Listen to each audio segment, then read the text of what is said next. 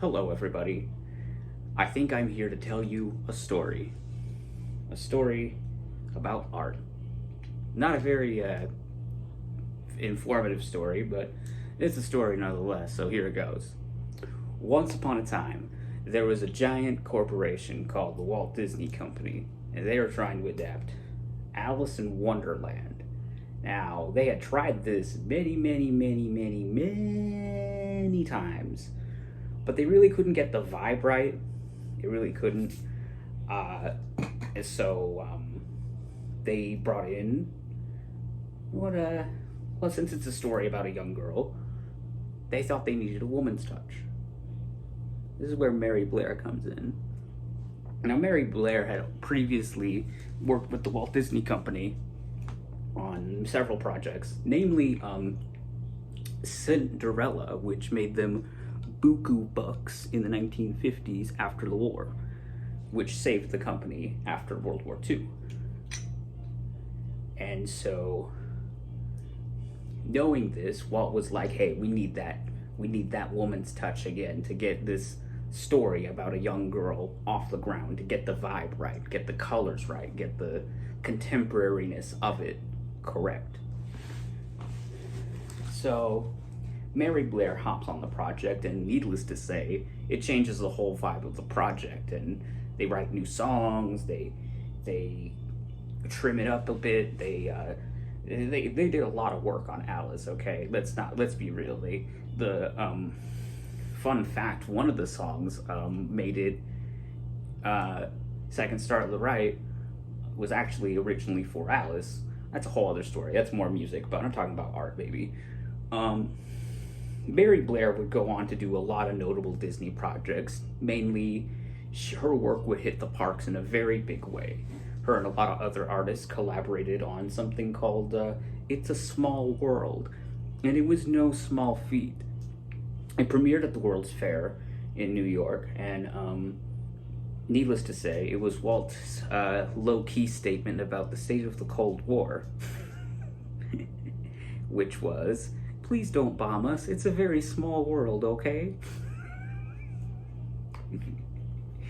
Yeah, that ride was successful with the help of other female artists like Alice Davis, who was Mark Davis's wife, who helped costume all these characters that Mary Blair designed. Mary Blair had this very specific style, the one that not only cemented the Walt Disney Company, but cemented popular culture around that era as it is. Sadly, she never really got to direct her own feature-length motion picture or anything, or wasn't allowed to really market herself as an individual artist, just as, as a contemporary artist. She wouldn't really get recognition until way later, along with merch and stuff, and plushies celebrating her work wouldn't come until years after her death. Fun fact, her nephew worked on Little Hot Riding Hood. I don't know if that's relevant, but there you go. It's the one where the wolf has the big eyes. He does wear that gif you see all the time. Yeah, that's Mary Blair's nephew. So you're welcome. What's the point I'm trying to get at here? The point I'm trying to get at here is, why are y'all hating on female animators when, frankly, 20, 30 years ago, we weren't getting any of that shit? You know what I mean? Well, this is where I think VIZZIEPOP comes in. Her influences are very known. She's a Disney influence. Obviously, she has paid attention to other female animators in the field, like Mary Blair, and several others in the paint and ink department. That's the other thing. A lot of women were relegated back in the day to just the paint and ink department, and they were not allowed to really step out of that box. Mary Blair was the exception. She was allowed to create. She was allowed to create original things and original vibes for the company rather than just ink and paint everything else for everyone else. So take that. I think the point I'm trying to get at here is that everyone's kind of vapidly attacking VIZZIEPOP, and I can see why, but also I can't justify it, because literally, like, we haven't had a female-led animated project in, I mean, you name one. Name one right now in the comments and make me surprised, okay? If we're making the Mary Blair comparisons, unlike Mary Blair, where, you know, it took decades for her recognition and decades for people to put out merch with her style on it, you can buy VIZZIEPOP styled things now. You could buy that now, and guess what? It's gonna support the artist who made the damn thing and not some corporation that owns her image. Wow, you should not bitch about it. Yeah, it's capitalism, but that's the world we live in. I hate it too. I mean, can I afford this shit? No, but it's a miracle that it exists.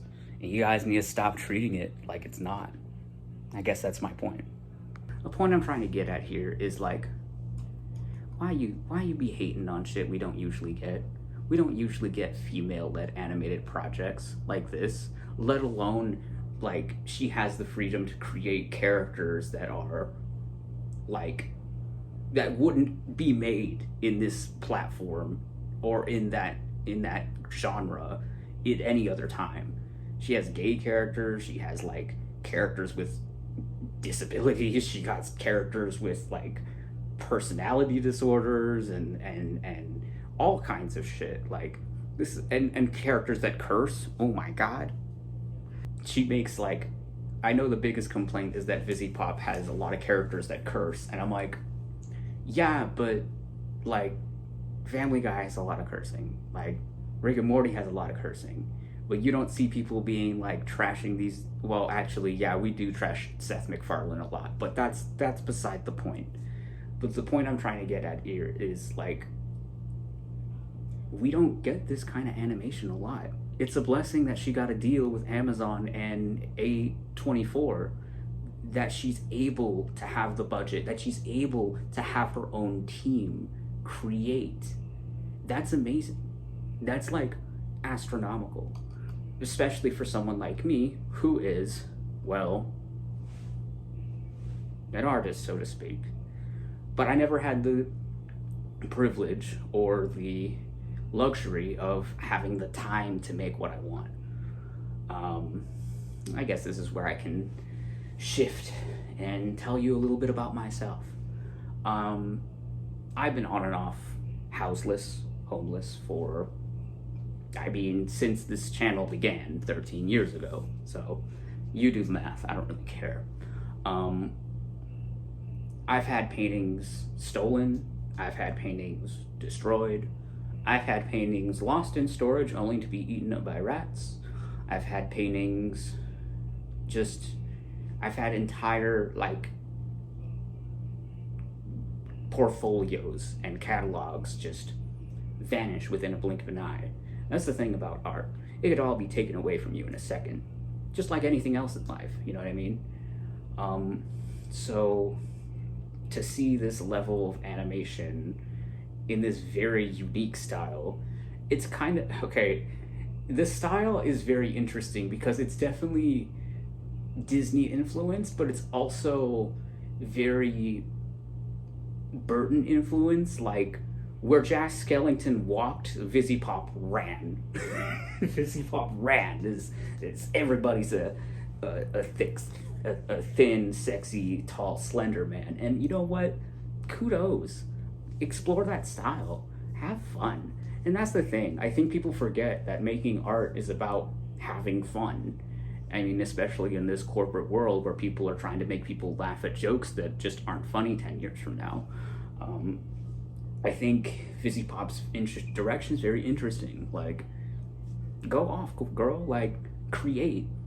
Do some off-the-wall shit. I love Hell of a Boss. I love, even the furry shit that she does is very unique.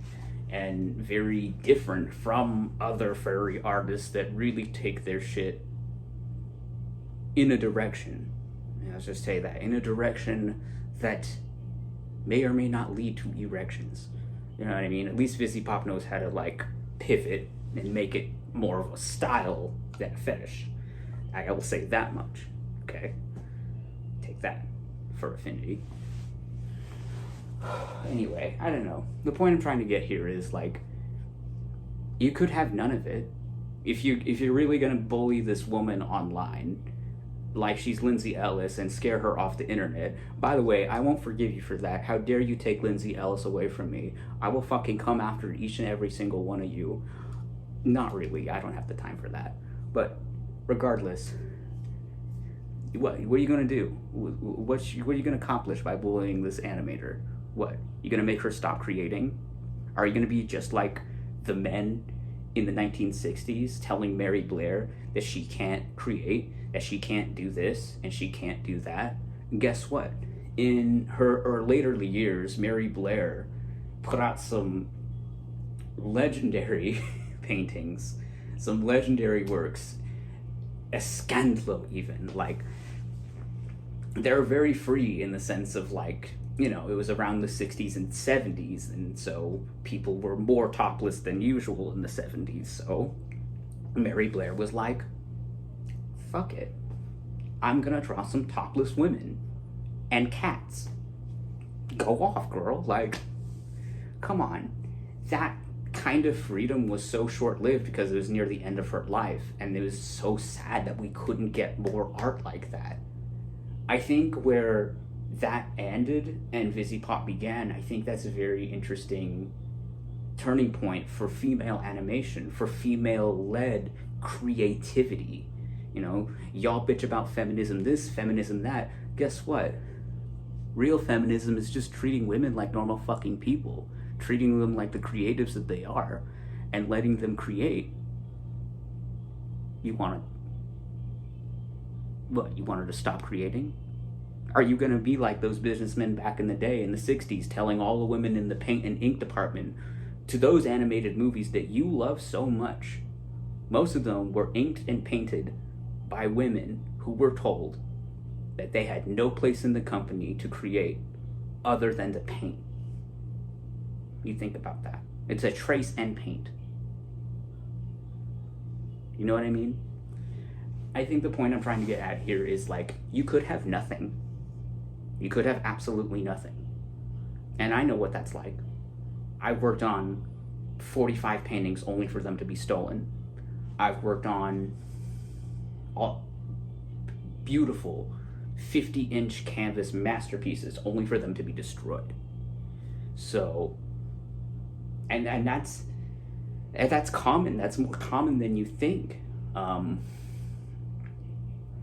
I think another great historical example of this is Jobriath, the first out gay pop star in the 70s who was writing music. He originally did the arrangements for Hair, the musical. He got a record deal.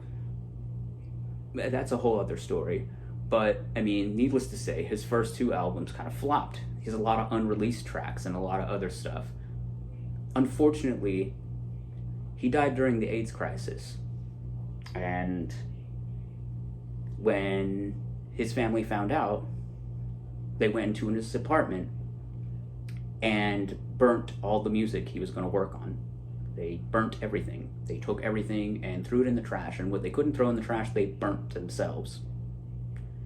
Which is sad, because he was working on another musical. We'll never see that musical. We'll never see that musical ever, because guess what? All that sheet music was burnt. The only thing left of that project is this TV special with Andy Warhol, and at the time, Jobriath was living in his attic, so... What's it like living in a pyramid? My razor blades stay very sharp. And I have incredible flashes of creativity, just sitting right here on the 2nd floor of this house. At what they say, 1/3 of the way up in a pyramid in the center is where the most energy is concentrated.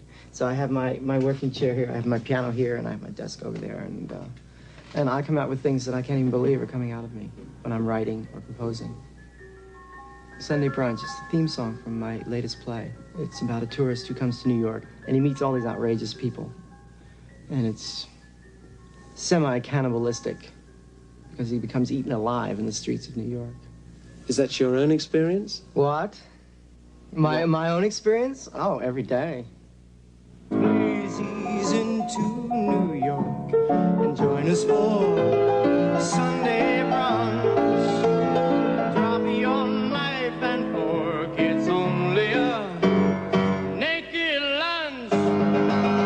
You can have your fairy tale and eat it too. Happily ever after hours, all night through. Drop it anytime, we just love having you for Sunday brunch.